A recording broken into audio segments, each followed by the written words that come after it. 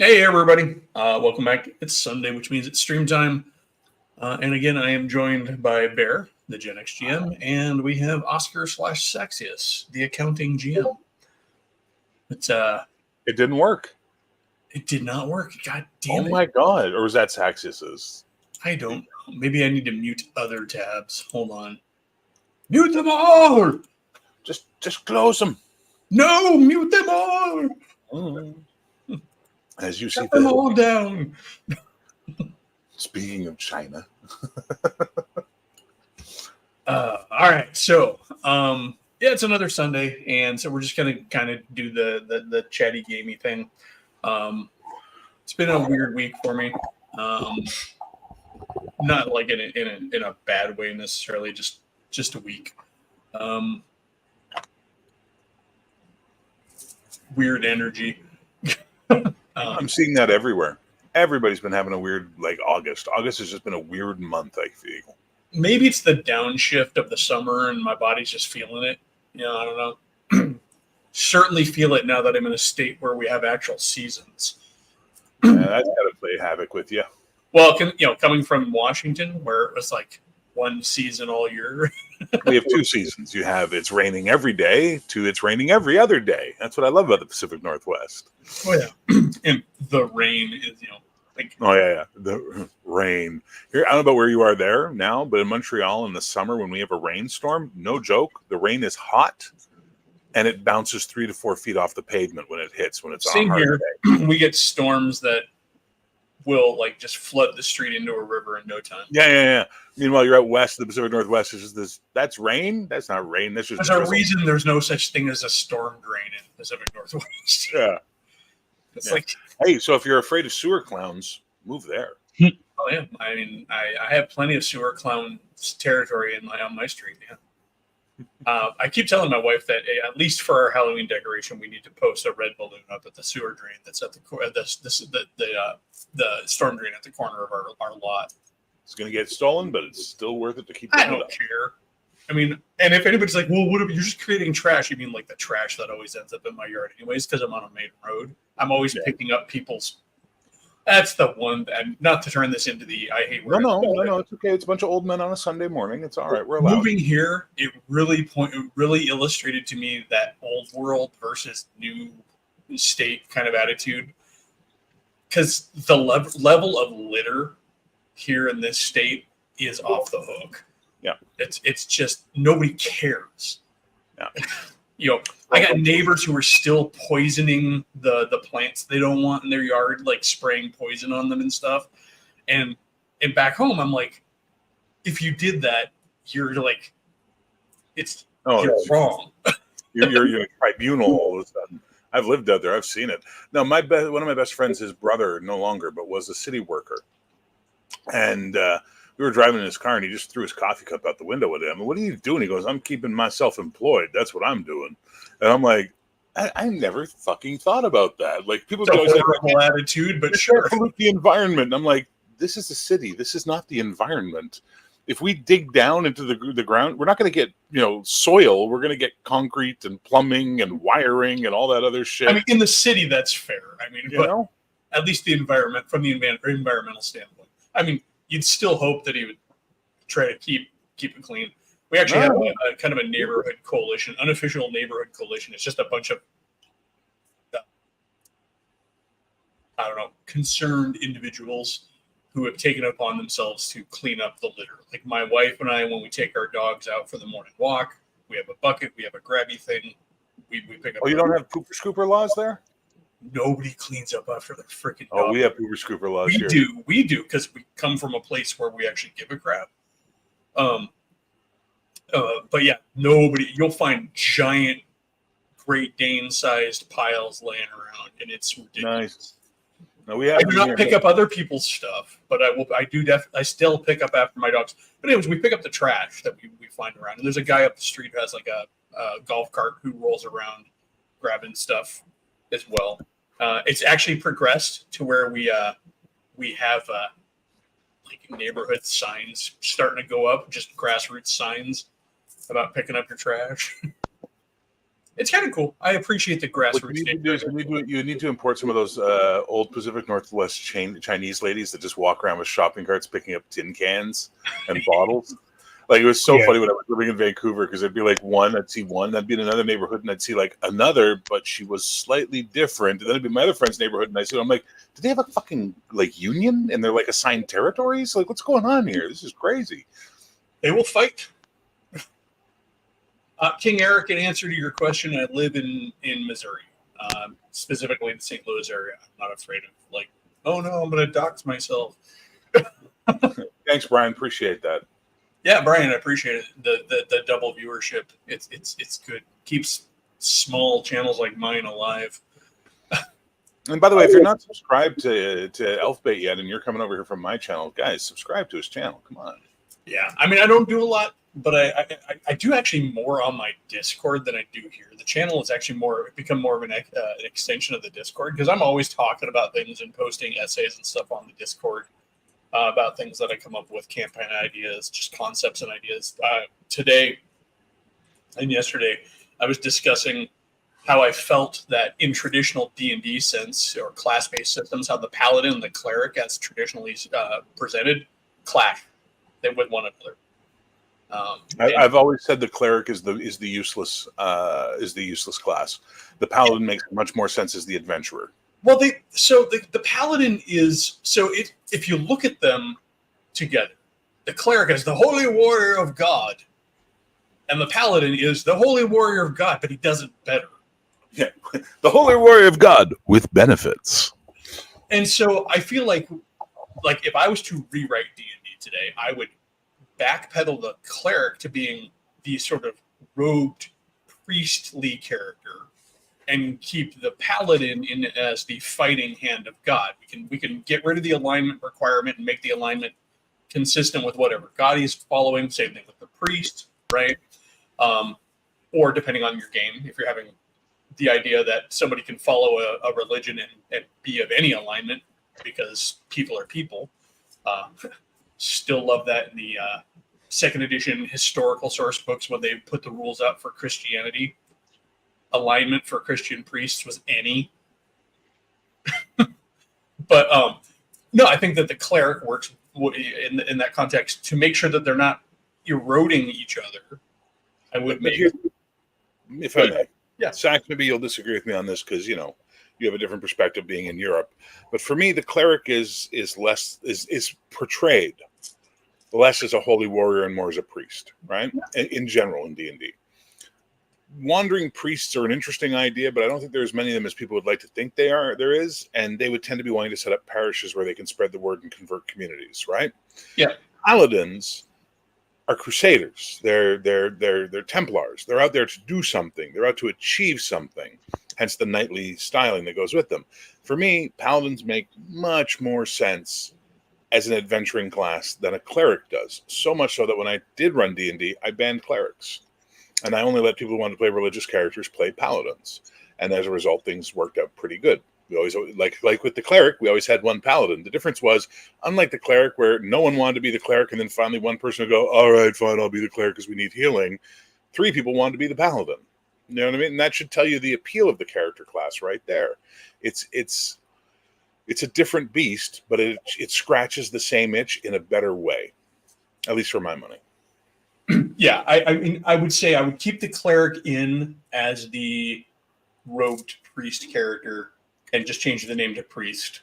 Just priest, right? For the sake of having a class option. Just as an option. But you're right, a paladin does make more sense as an adventurer, but because we do have stories of wandering priests and stuff like that, I'd want to have the option still available in the game, because people come to games, to the table, with certain preconceptions about fantasy and things that they want to play. They want to explore those options. I feel like, of course, that then brings up the conversation of, is now the robed priest infringing on the robed wizard's territory? And I guess it would come down to how you rewrite the cleric. I mean, the wizard, you could still give the cleric turn undead. if we're still discussing this in D&D terms, obviously if you're using another system, anything's on the table. But in the D&D context, you could you could still have him have turn undead, and of course the list of spells he would have would be different. There might be some overlap, and the source of the spells, and then also the alignment requirement, maybe lining up with the god. But for the most part, I mean, at that point, you're just it's a wizard of a different color, a different flavor. That's my problem with it. Yeah. Well, I wouldn't necessarily agree with you, because the priests are, again, they're going to be individuals who've been chosen by their gods, who have been granted the powers, and they're now going out sharing the beliefs, the fundamentals, to basically be the missionaries of that beliefs. They wouldn't be tied down to a specific parish. They wouldn't be tied down to a city.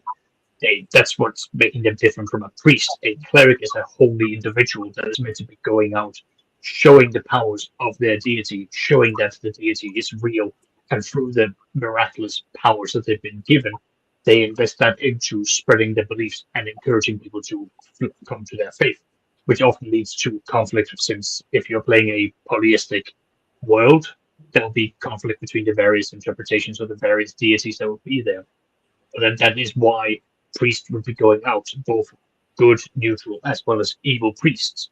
Yeah, your cleric becomes sort of the Jesuit priest of D&D at that point, where you're out there to convert the masses. And yeah, but again, that doesn't make sense, because those were missionaries and they had missions and they went to very specific places to do very specific things.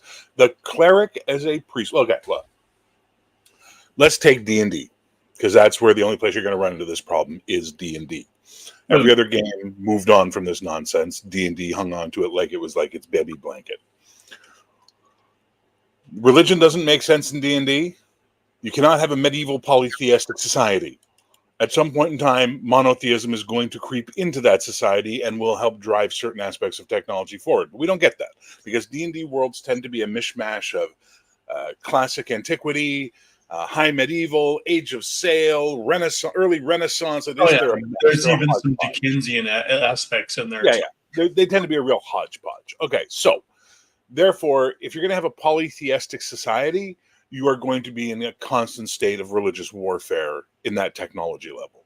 Because at some point, someone's going to say, fuck your god, my god's better, let's throw down. Oh, and by the way, we're casting spells at each other now, and we've got armies of fucking holy warriors. It's going to get ugly. You typically have that in fantasy settings, where, like, on a kingdom by kingdom basis, the religion often changes, or overarching culture. Like in Greyhawk, for example, you have the three main peoples that populate areas, and their pantheons are set by those cultural. Yeah, the Oerdians, the Flaness, and the Silois, who worshipped Tharadoom or whatever his name is. Yeah, and so that's kind of how they handle it there.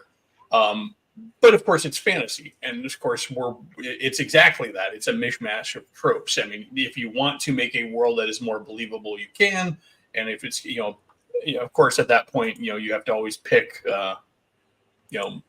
where you stop when you do that. Well, this is the D&D, right? D&D is based primarily on the creations of Catholic Jesuit, agnostic Texan, and a bunch of don't care people, right? Who are all armchair historians, and Lord of the Rings. Unless you get to the Silmarillion, you don't know who the fuck Iluvatar is, and you're not reading about the religion of Middle Earth, and it doesn't come up any time at all during the Lord of the Rings of any value.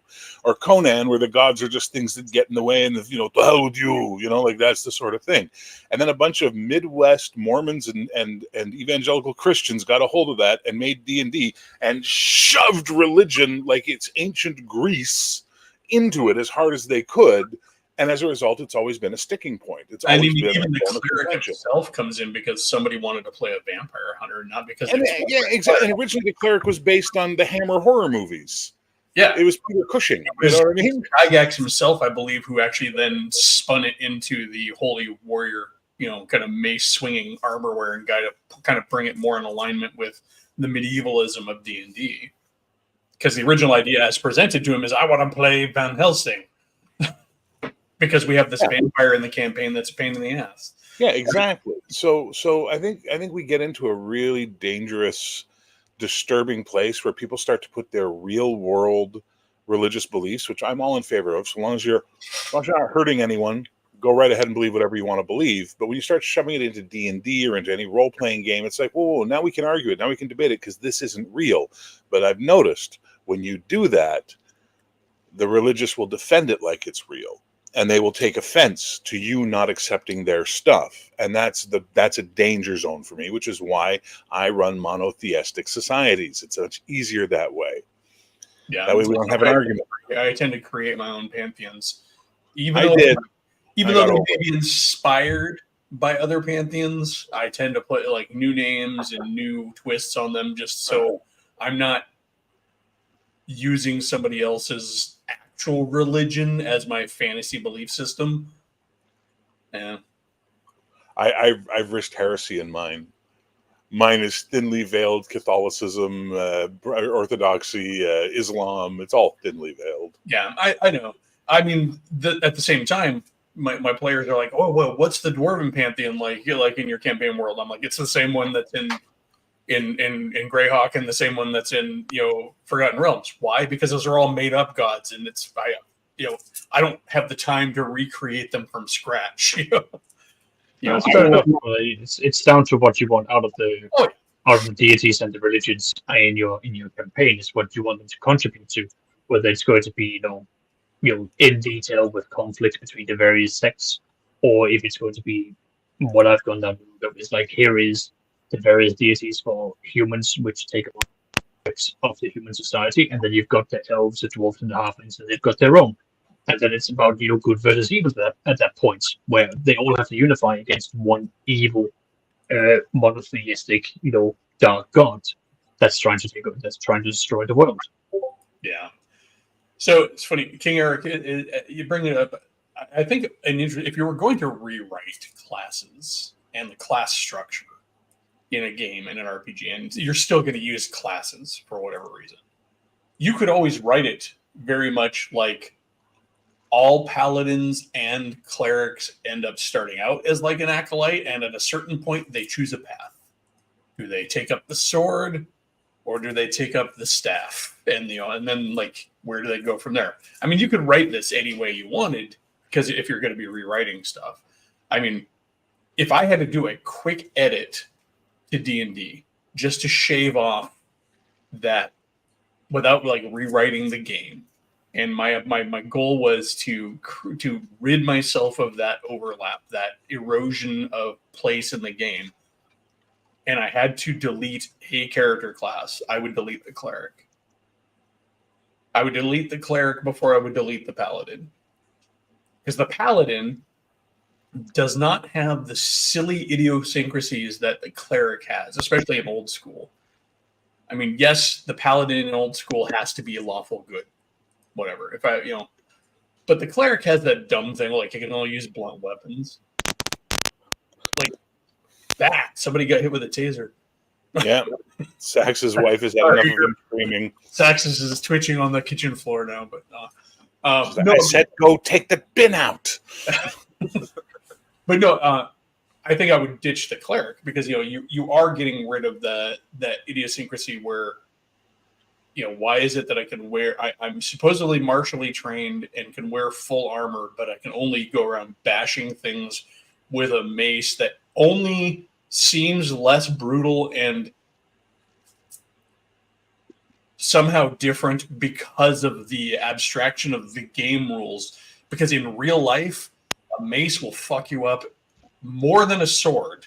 Yep. It is a crueler weapon than a sword.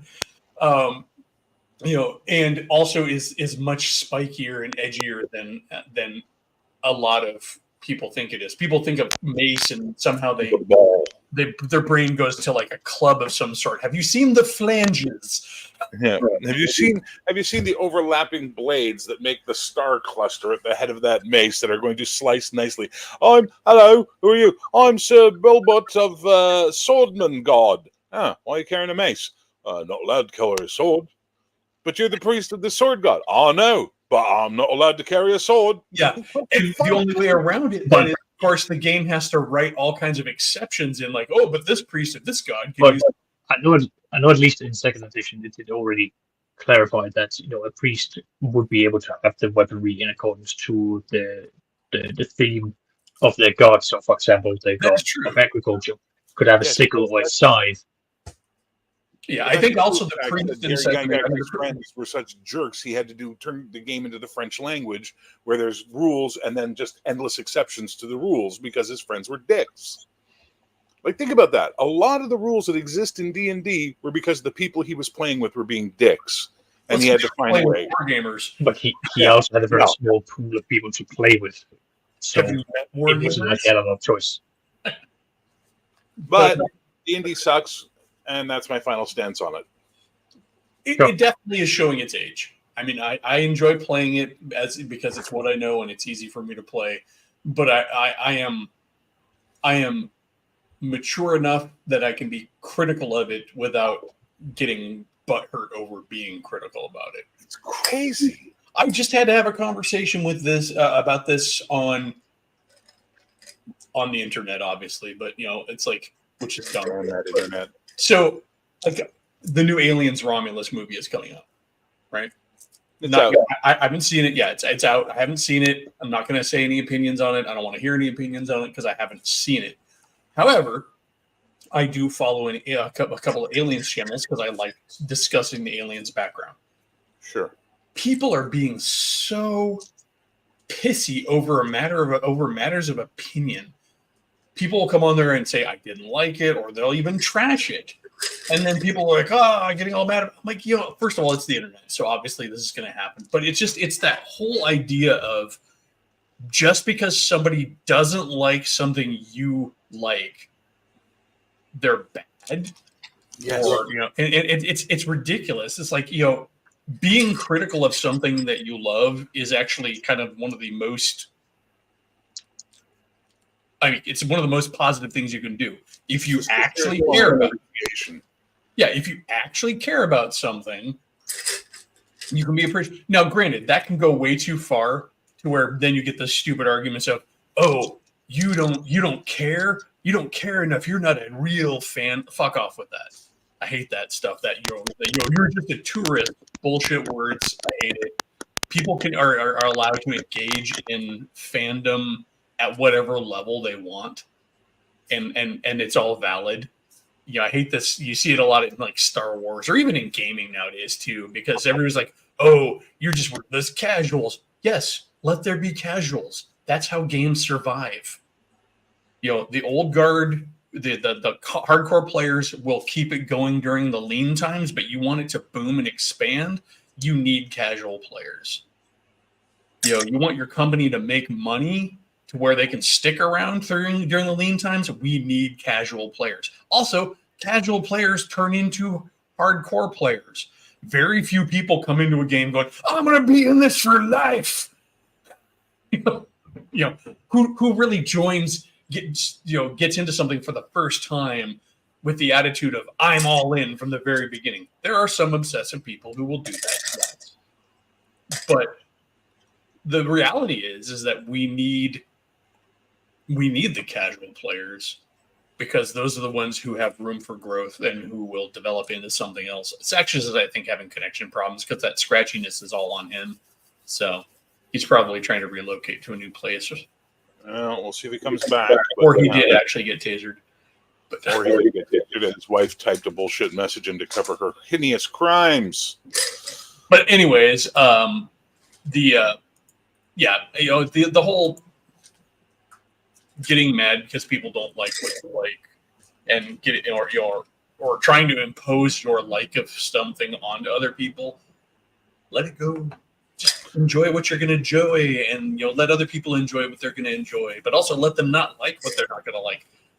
But that requires tolerance, understanding, and maturity. Yeah, I can still call for it. This is the internet, sir. This is the internet. It is the internet. Tolerance, understanding, or maturity here. I can hope. I can crusade. I can be the pie in the sky dreamer. Hey, God bless you for it.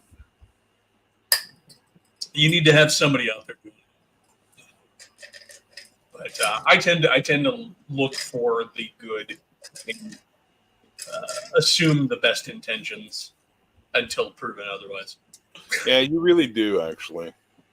Yes, it's Kind always of an annoying. It's an annoying part of your personality, by the way. yeah. Well, at the same Your, time, your willingness to devil's advocate everything. It's like, oh, fuck off. This guy's an asshole. Let's just accept that he's an asshole. But then you're the guy who creates the FTG meme. So, I mean, because certain the caveat to my personality is that if you fuck up, you done fucked up, and I'm done with you. Yeah. It takes a lot to get to that point. Like I literally, there's one person in my entire existence I can say that I truly hate. One person, and it's my biological father. There's a lot to unpack there, but we won't go there. Let's not. Yep, exactly. And I mean, but that's it. I mean, I've been let down by people, and I'm disappointed. I don't like them anymore, but I don't hate them. Anyways, but in gaming, which is what we're here to talk about. It's like, did I mention at the top of the stream? It's been a weird week with weird energy. But yeah, so I don't.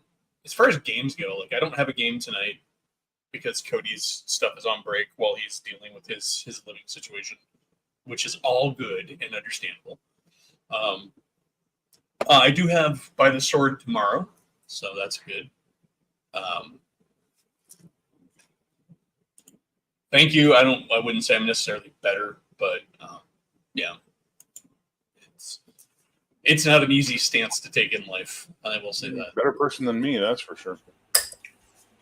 We're all different people.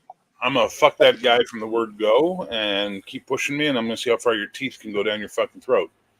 Yeah. Like I have a line, and when I cross that line, physical is not off the table for me. As much as I try to hold that line as hard as I can, there are days where my only option is you're gonna look real fucking funny trying to eat corn on the cob with no fucking teeth. You got me on that, boy? Like that's where I get to, and I don't like that I get there. So you're a better person than me. This is true, Full Metal Dragon. I mean, unfortunately, we're hardwired for tribalism. We do have the ability to get above and beyond it, but it's an uphill battle. It is, and with the shield that is the internet, it's easy to just not bother.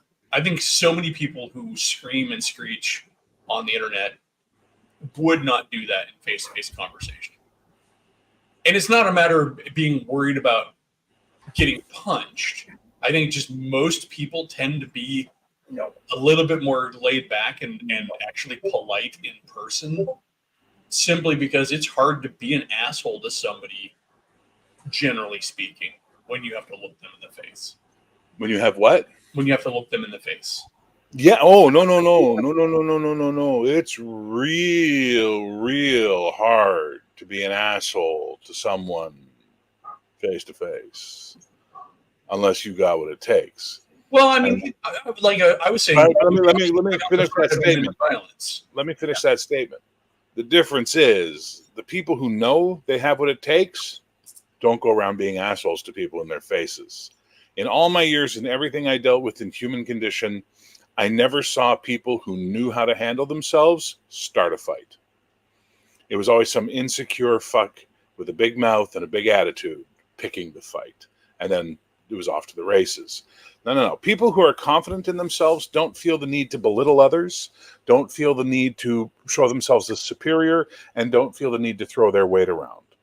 It is the insecure and the damaged who do that because they're trying to scrape some position, some grasp in their world. Now, when you get those people in a role-playing game, it can be even worse because they're now going to antagonize the other people in the game, or they're going to side up and create clans and what have you. And that's why I've always been anti-tribalism, and I always will be anti-tribalism in our hobby, because it does nothing. It achieves nothing. It is a divisive lever for me. Yeah. Your mileage may vary. Yeah, I mean, it's a weird one. So, I mean, I think it's okay to know what you want and have an opinion on what you want out of games. Sure. But I think you have to realize that that's all it is. It's an opinion. It's a preference. It's how you want to play your games. It's what you want out of a game. It's what you expect at your table.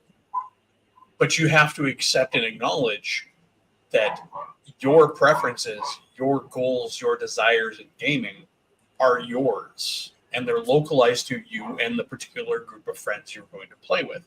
They have absolutely no necessity nor right to expand beyond that. Yeah.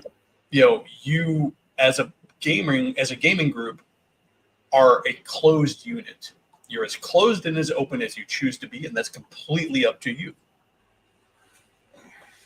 But you don't get to impose your limitations or your acceptances on other people,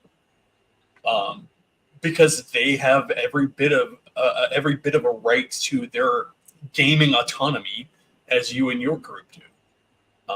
It's just simple. It's no different than, would you let somebody come into your house and tell you how to keep your house? You wouldn't. So why would you do that to somebody else in a game, or expect that expect that you could do that in somebody else's game? Yeah. Here we go. What if the GM is a bully? Leave the game. Yep, leave Fuck the it. game. Fuck him. Let him find new players. And actually start a new game and steal his players from him. Yeah, I guarantee you, unless his players are also a bunch of assholes, there's other fed up players, and you are not being duplicitous or sneaky or being a jerk, saying, hey guys, let's take our ball and go play somewhere else, because everybody's probably thinking it. They just can't say it. Be the guy to stand up and leave the game. In fact, do it overtly. Stand up and say, your game fucking sucks. You suck. Who here wants to go start a new game? And watch that GM deflate as half his table gets up and leaves. Now, if you are in the Midwest or the Southern states, make sure no one is armed before that conversation happens. Just saying. I would hate to see our hobby get a blemish of, GM kills 3 over argument about dice roll. That would not benefit us in any way, shape, or form. But yeah, I agree. Who's coming with me? You suck. You're cool. Let's go play some D&D. There you go.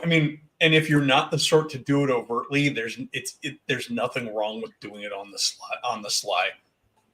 You probably are already in contact with the other players. Get a hold of them through text message and say, I don't know about you, but are you having fun? I'm not having fun. We could probably be having more fun elsewhere. Do you want to start a new game? Cool. And chances are it'll happen. So you are not bound to the table. You are not obligated to play in a game, no matter how much time you've spent into it. Gaming groups and games are like relationships in that respect, in that no matter how much time you have in them, if they've gone bad, they've gone bad. And get out. You're not doing yourself or the GM any favors by sticking around. But yeah, an answer that's always that's a question that comes out, because I've seen people literally do that freaking battered wife bullshit at the gaming table. Like, my GM sucks and he's an asshole, but it's the game I have and I've been playing with them for years. Especially nowadays when there are so many options. But at the same time, make sure you're not being hyperbolic about what really is the issue. Also true. Because I literally was running a game for strangers during COVID, and one of the players didn't like the style because he wanted to do more OSR dungeon crawl. So he went around behind my back and convinced 3 of the 5 players to quit and go play in his game instead. So basically, he painted me as a demon to get what he wanted. And I only found out later when the girlfriend of one of the guys told me what happened. I was like, oh, fuck, that's bullshit, man. Come on. I think at the same time, you definitely want to make sure that you are not being false yourself when you're doing that. And also when people are coming to you.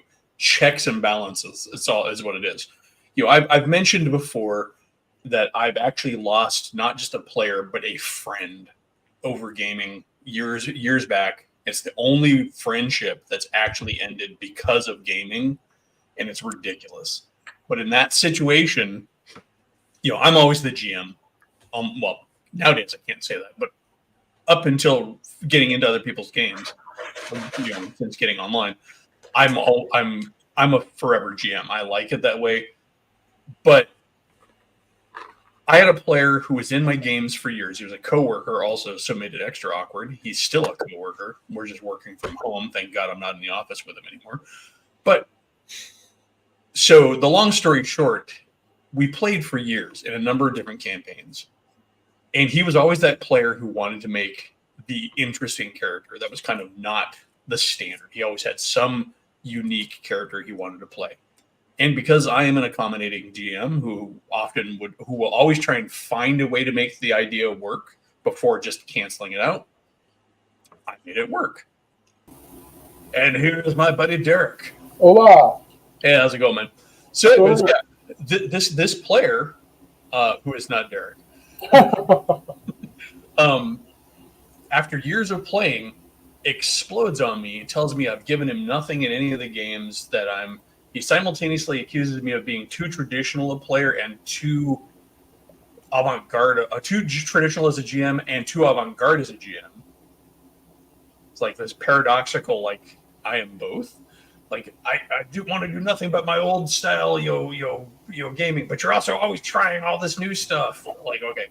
Anyways, but at the end of the day, that killed a friendship because he didn't talk to me along. If he was indeed having that kind of dissatisfaction, he really should have talked to me as we were playing and coming to me about it.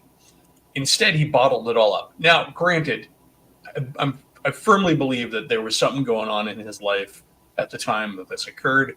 And I also will acknowledge my part in it. I wasn't taking any of his shit.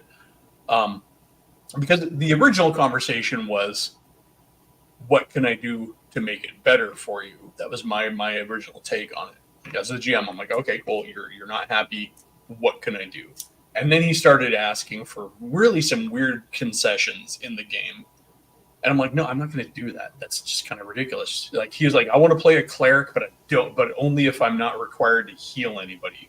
I'm like, dude, if you're going to play a cleric, the other players are going to want it. He didn't want to be the heal bot. That was the kind of the straw that broke the camel's back.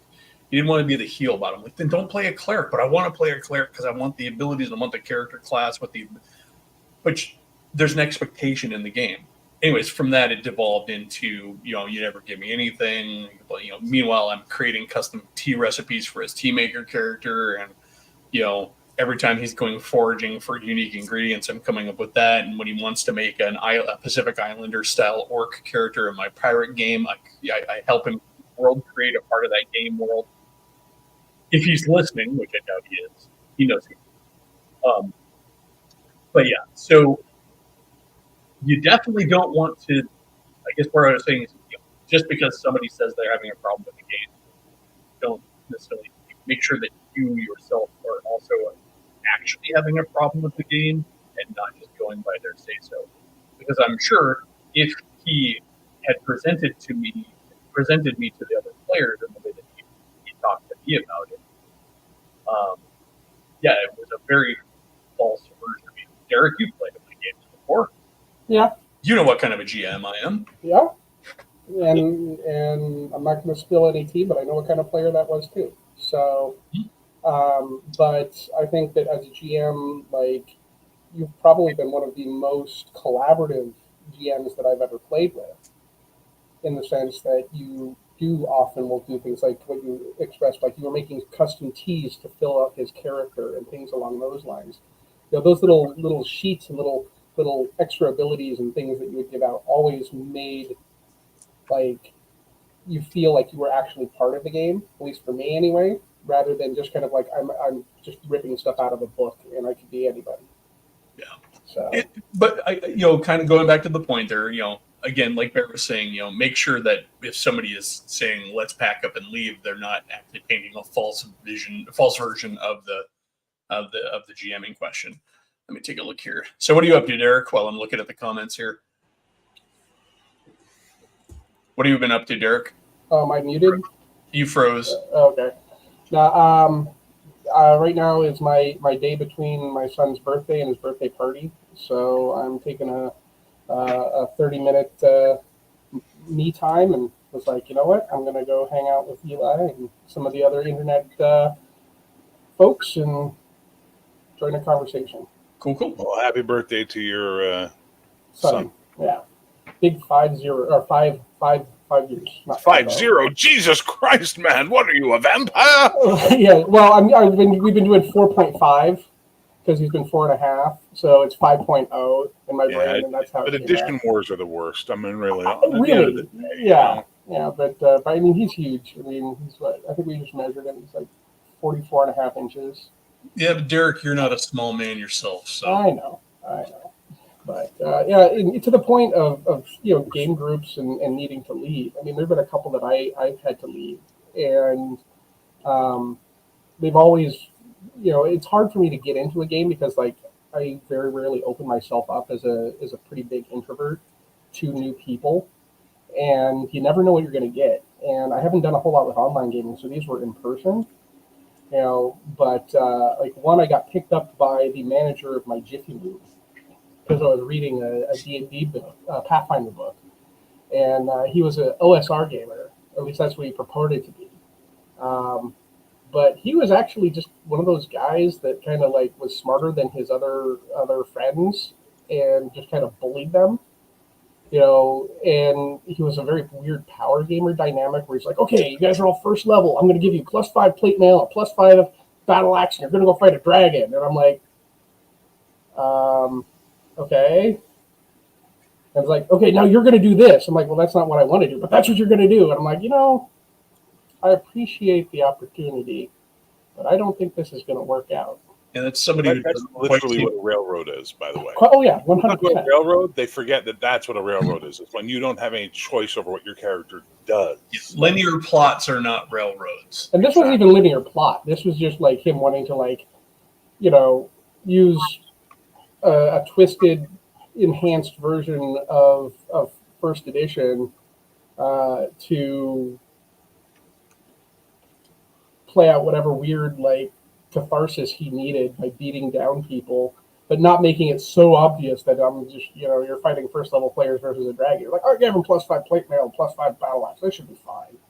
Well, that fellow sounds like an asshole. That also sounds like somebody who really doesn't understand how the game works. Yeah. Well, he taught us D&D and Yeah.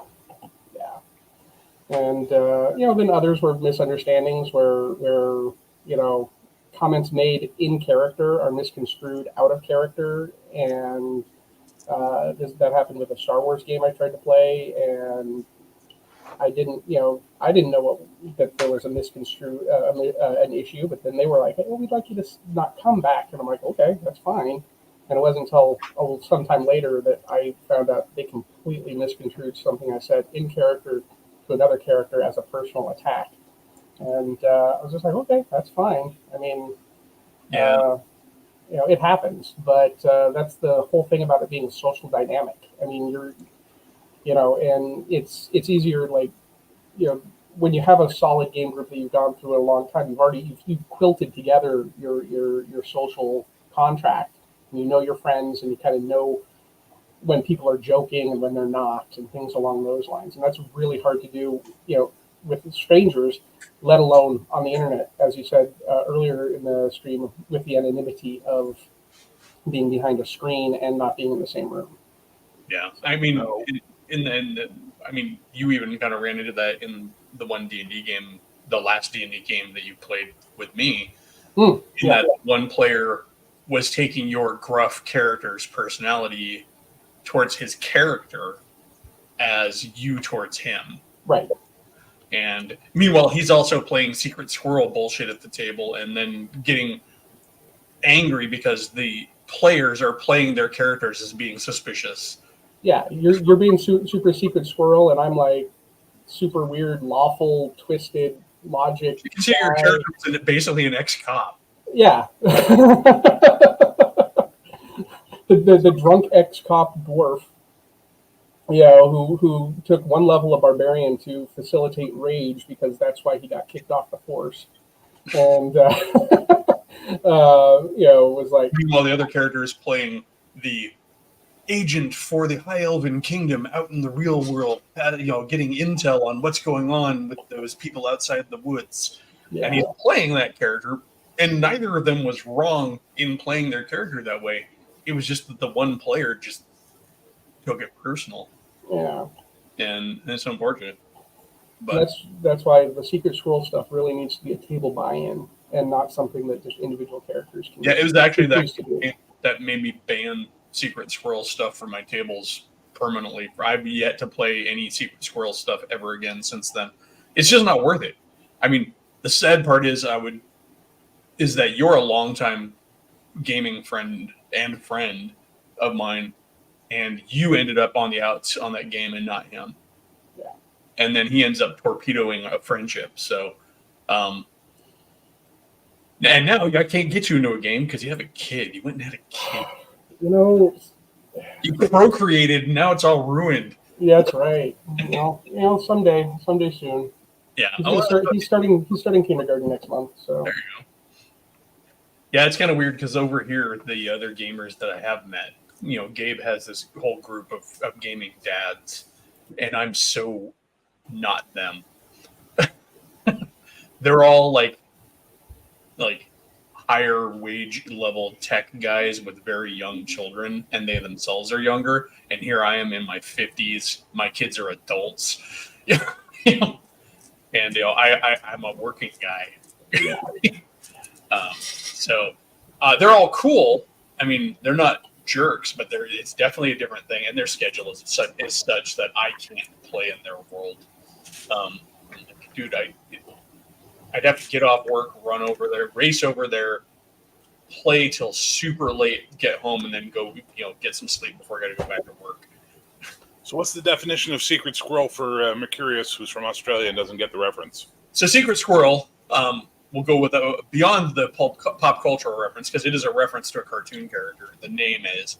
What it means is passing notes, keeping secret agendas at the table that are actual out of character secrets as well. And that can cause friction at a table that does not have buy-in for that.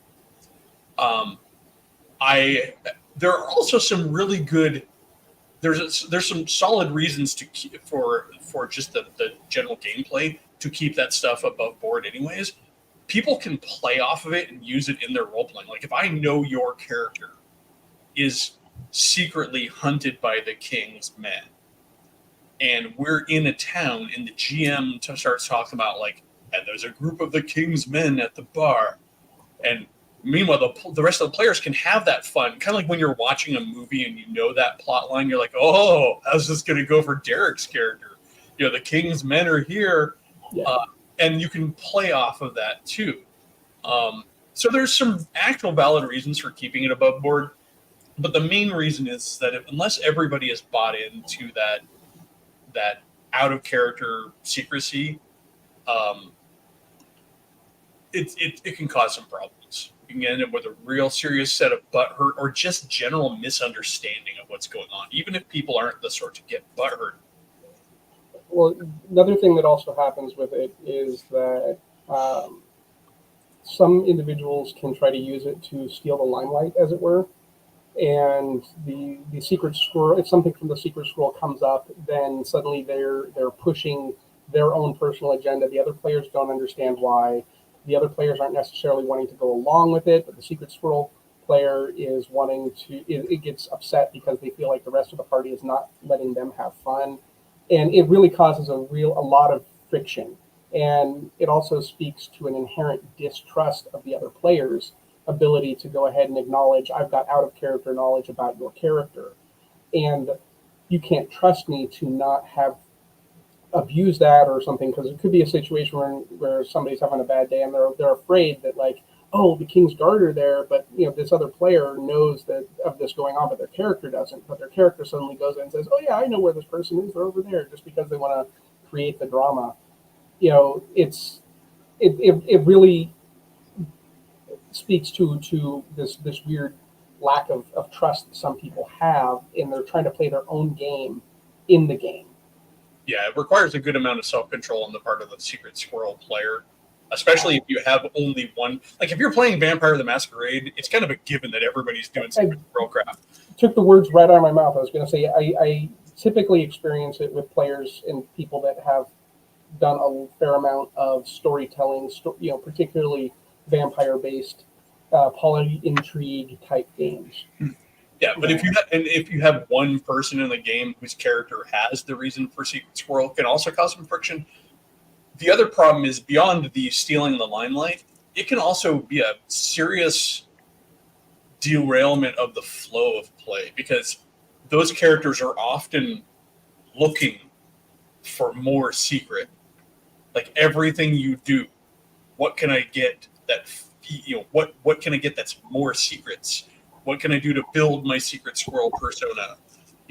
And so there's a lot of what was that detail, or I'm going to go over here and look for such and such. They almost end up with their own private agenda a lot of times in play that plays out separately in a way that's different than having a party of characters who all do have their own personalities and individual stake in the game.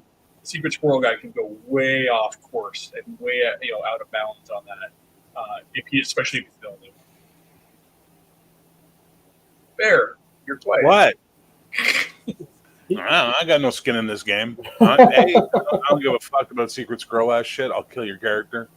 If you start being a fucking problem, your character dies.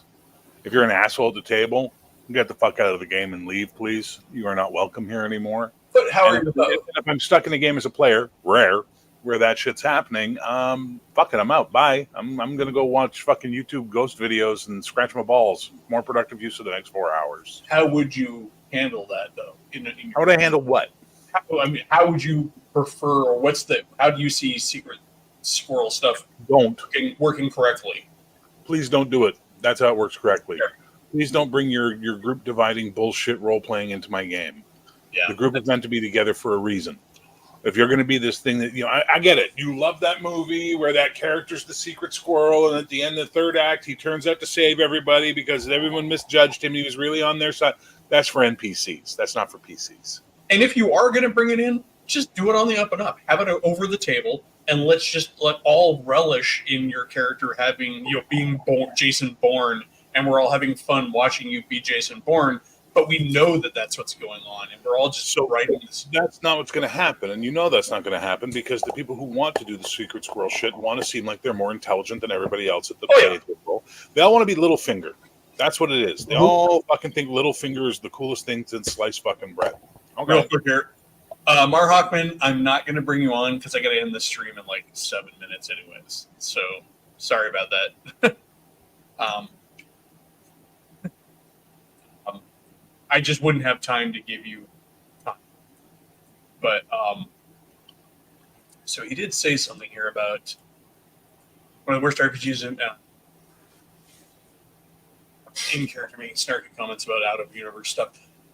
That's a people problem, and every game comes down to people management.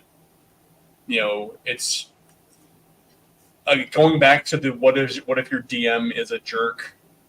Same thing with players. If you have a player who's a problem, oust him. Collectively say, we're not having fun with you. Please leave or change. It's all good and well to say, we want to have a harmonious group and everybody deserves their place and everybody's unique, special snowflake and the stars in the sky are all individual and isn't that wonderful and that's great. But snowflake versus snowstorm, blizzard, disruptive, causes problems. I love going for a walk when it's snowing. I don't want to go to the store when there's a blizzard. You know what I mean? There's a difference. And that's the problem. The people who will shame you and the people who will make you bad for doing these things never look at the nuance. They just try and blanket it all as one thing, and it's the same. It's not. And if you're a GM, you need to be nuanced. If you're a player and you're having a problem with that player, talk to that fucking player. Don't go to your GM whining like a little baby. That's going to teacher, Bobby said. No. Go to the player and say, hey, man, what you're doing is making this game no fun for me. Is there a way we can make this more fun for both of us without one of us having to suffer? If they then act like an asshole, then talk to your GM. But Jesus, use the chain of communication, people. This is ridiculous. So Mark Hockman's pointing out that this was the organizer. It wasn't even a specific game. So we're talking about like not even a GM. We're talking about the organizer of like an open play or something like that. That's just ridiculous. That is one of those situations where you need to talk to whoever it is that's in charge of the venue that's hosting the event or the organization or the organized play, and say this guy's an asshat. He's a detriment to this open play. I don't care if he's the only guy that you can get to do it. I guarantee you there's somebody else, and you just need to talk about it. I mean, I get that this is in the past. Going to what Bear was saying too about the problems with people at the table, it is not just a matter of personalities too. The guy's being a jerk. I don't like how it can be anything like he's rushing my turn. He's always speaking over me. He's always skill piling. Like every time I want a secret door, he's like, I want to do a secret door too. There are lots of frictions that come up at the table, and it's best to address the micro frictions before they become the big ones, and before they culminate and snowball into that big thing. Because a lot of people are just doing that stuff because they're excited for the game. They're not even necessarily intending to be a jerk. They're just like, maybe they don't know how to play RPGs. Maybe they're new to it. Maybe they don't have the social graces.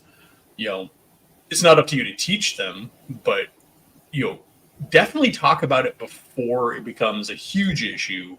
And it's okay to talk about the little things. Like I said, if somebody is rushing your turn, you might go, it's not a big thing. I don't want to talk about it. But it is, because ultimately that means you're getting less time to enjoy the game. They're imposing their style of play on you. Go Bear. The inverse of that is don't be that asshole that takes forever to do their turn. Because, oh my God, that person is a pain in the ass. And we saw that in 5th edition. We had one player at the table who knew the rules so well, he would plot out his actions to the point where I'd be like, okay, Eli, what are you doing? Oh, I attacked the guy. Oh, I missed. Okay, what are you doing, Derek? Oh, I'm going to cast my spell. Okay, Steve, what are the 15 things you're doing this round? You know what I mean? Because that's how well he knew the game, right? Be like, okay, I'm going to use my bonus action to do this and da. Yeah, and my bonus action, and then I still had my reaction, and while he was having a blast, the rest of the players were getting up and getting drinks, fucking going on their phones, doing whatever they did other than enjoy the game. Yeah, there's always a two-sided, element to all of these. You definitely don't want to be that guy. Don't be the guy that you're going to complain about. And don't be a problem in another way. Also, be aware that you might actually have issues with the way that you play the game that other people are seeing that you're completely blind to. And when people bring it up to you, be willing to entertain that for a moment and have that conversation. Try not to overreact and try not to take offense because they're pointing something out. We're all mostly blind to the things that are ingrained into us that we do. And because gaming is a group thing, it could be that you're the guy that's fit. That's the other thing. Be willing to walk away if you're the problem. Because I guarantee you're probably not going to be happy if you stay anyways. Yeah. You're not doing anybody a service by sticking around. I mean, I'm not saying don't try to make it work. If somebody brings up a problem to you and you're like, all right, cool, I can see that, and you're willing to try and work through it, awesome.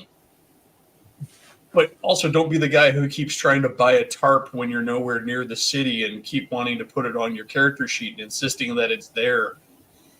Because that actually happened to me in my game. I'd put that guy on an action plan, like a corporate style action plan. I'm like, you're on a verbal now, right? You're on a written. One more time and I'm kicking you out of the game. He kept wanting to write equipment on his sheet when he would think about buying it instead of waiting to get back to town to be able to push it. Like they're in the middle of the wilderness. Oh, I'm going to need a tarp. I'm going to write that down in my character sheet. No, you're not. You don't have the tarp. And this tarp kept coming up. I'm like, dude, and he was also a skill jumper. Anytime somebody would want to do a skill, he's like, I'm going to do that too. Dude, you're across the room. There's one time he's like, I want to talk to the guy. I'm like, you're at the other inn.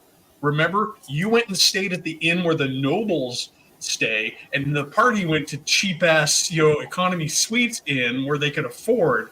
You're not even in the same building. So yeah, I had to eventually put him on a written and a final, and he shaped up eventually, which is fine. The final, Jesus Christ! So like, did you do the whole HR thing? Verbal warning, written warning, Exactly. first, second written warning, He's my final coworker. notice. He's my coworker at work, so he understood the lingo. It also it's also funny that our direct supervisor at work was actually in that game as well, and so and it's funny because he had never played D&D before, and I asked him like, "What do you want D&D?" He's like, "I want a dungeon and I want a dragon." And I'm like, "Damn!" And this is the campaign where I had written dragons out of the campaign. They had all been killed off by the previous High Empire, and because they were eaten by the nobles.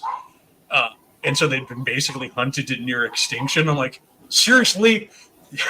So, but as an accommodating GM, we had a thing later on where he glimpsed a dragon in a thunderstorm. And it was like, you should see the player's eyes light up. He didn't actually encounter the dragon, but he glimpsed it in a thunderstorm. And he's like, I saw a dragon. That was fun. Yeah, but Oklahoma. All right.